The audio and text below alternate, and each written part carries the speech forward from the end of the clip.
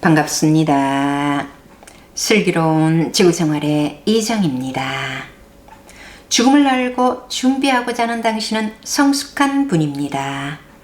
오늘도 소설선 중 토정 이지암님의 할아버지 이진사가 죽음을 맞이한 후 사후세계로 가는 과정을 묘사한 부분을 읽겠습니다.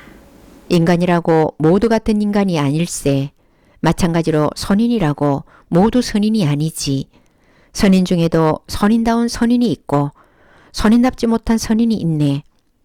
선인다운 선인은 우리가 선인이라고 하고 선인답지 못한 선인은 악인이라고 하지. 이 구별은 상당히 중요하네. 영원히 선인의 반열에 오를 수 있는지 아닌지를 구별할 수 있는 기준이 되는 것이지. 한번 악인이 되면 영원히 선인이 될 수 없는 경우도 있는 것이네. 악인이란 속의 개념과는 무엇인가 다를 것이었다. 그러하니 성경의 악인이란 바로 기운이 통하지 않는 기인이지. 기운이 통하지 않으면 성경의 의도를 알 수 없고 의도를 모르면 엉뚱한 행동을 하기 마련이지. 그래서 항상 무례를 저지르는 것이 바로 악인이지.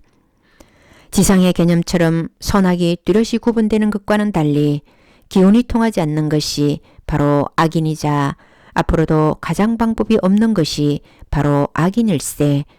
지상에서 수련을 전혀 하지 않다 보면 이러한 경우가 생기는 것이지. 그렇구나. 기운이 통하고 아니고의 차이가 그렇게 무서운 것이구나. 이런저런 도 공부를 한다고 하면서 기운을 모르는 많은 사람들이 떠올랐다. 기운을 모른다는 것은 바로 성경의 뜻이 무엇인가를 알 수 없음을 뜻하는 것이었다. 성경의 뜻이 무엇인가를 알 수 없다면 성경의 의도를 따를 수 없으리라. 그렇다면 검수와 무엇이 다를 것인가? 그런데 나는 기운이 통하고 있는 것인가? 자네는 기운이 통하고 있지 않는가? 그래서 여기에 와 있는 것일세. 그렇구나. 자신의 몸에 기운의 줄기가 통하고 있음을 잠시 잊었던 것이었다. 자신에게 기운이 통하고 있다면 일단 악인은 매난 것 아닌가. 악인이 아닌 것만도 천만다행인 것처럼 느껴졌다. 성경에서 구제불능인 경우에서는 일단 벗어난 것이다. 그렇다면 더 이상의 등급 향상은 안 된다고 하더라도 이대로 어떠한 발전을 이룩하여야 할 것인가.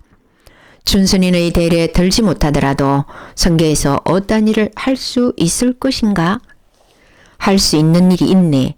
자네는 다소 예외라고 할 수 있지. 예외라니 성경에서 어찌 그러한 일이 있을 수 있는 것인가? 성경의 힘으로 가능한 것이네. 성경은 가능하다고 생각하면 얼마든지 예외가 있을 수 있는 것이네. 그렇구나. 성경가 전혀 예외가 없는 곳이 아님은 놀라운 일이었다. 이렇듯 빈틈없이 돌아가는 곳에서 예외가 있다니. 하늘이 시켜야 할 일이 있을 경우에 가능한 일이네. 그렇다. 성경에서 시켜야 할 일이 있다고 하였다. 그 일이 무엇인가는 알 수 없지만 무엇이든 시켜만 준다면 뼈가 어스러지도록 하리라. 그 일의 결과에 따라 어떠한 보답이 있을 것인가 여부를 제외하고라도 무슨 일이든 하리라 마음먹었다. 이 정도에까지 이런 것은 내가 잘나서가 아닌 어떤 사명이 있을 것이며 그 사명을 다한다면 보답은 있을 것이었다. 그 보답은 자네가 아닌 다른 사람의 이름으로 내려갈 수도 있네. 그래도 무관하겠는가? 무관하옵니다. 누가 받더라도 상관없이 열심히 할 것입니다. 바로 그것이네. 누가 받던 성계의 일이라면 열심히 할 수 있어야 하네. 자네는 이 심사를 통과한 것이네.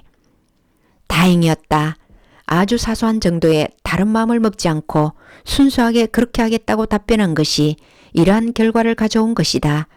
성계란 순수하면 받아주는 것인가? 그러하네. 순수란 무엇과도 바꿀 수 없는 중요한 것이지. 다소라도 억울한 마음이 들지 않았던 것이 다행이었다.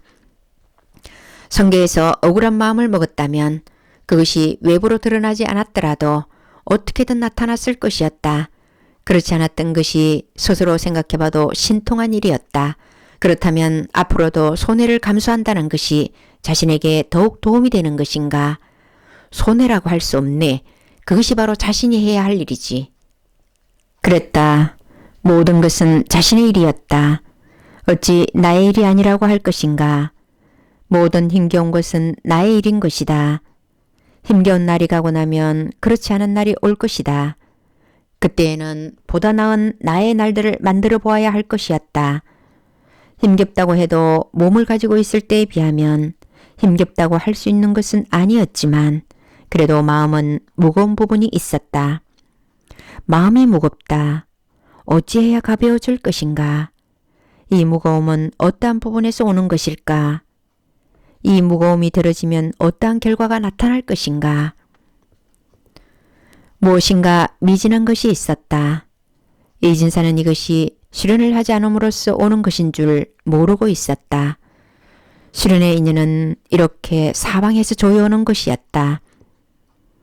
힘겨운 것이 무엇인지조차 모르고 있던 이진사에 비하면 성계의 다른 선인들은 이진사에게 감겨있는 업의 실타래를 보면서 그래도 괜찮은 사람이니 다행이지만 고생은 좀 되겠구나 하는 생각을 하고 있었다.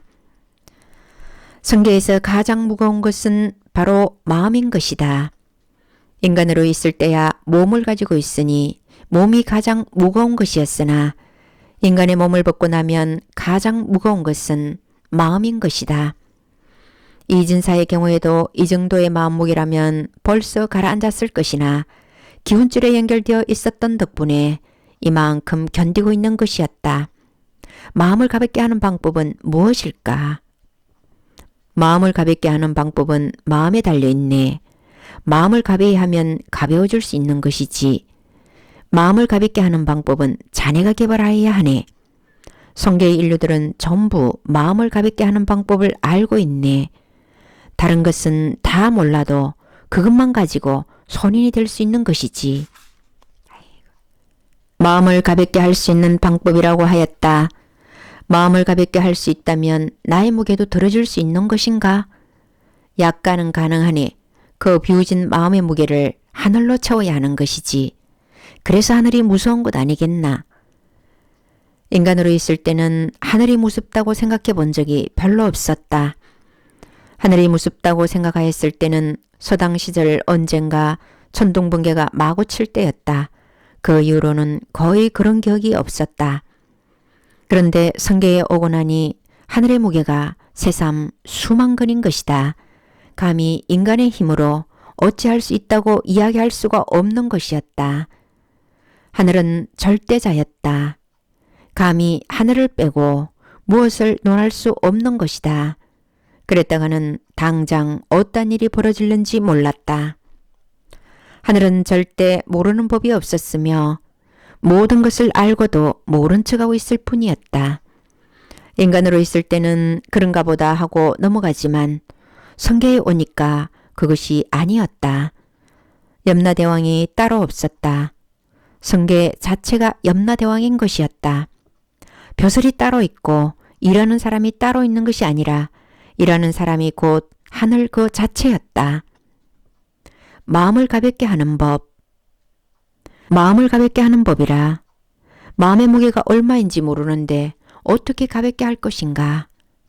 잠시 가벼운 생각이 들었으나 성계에서 이처럼 심각한 문제가 없었다.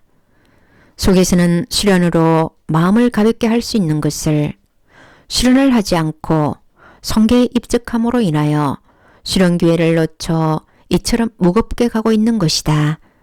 다른 비실현생에 비하여 너무나 과분한 대접을 받고 있음을 모르고 있는 바는 아니나 어쨌든 더욱 진화하여야 할 처지에 있는 것이다. 오늘은 여기까지 하겠습니다. 고맙습니다.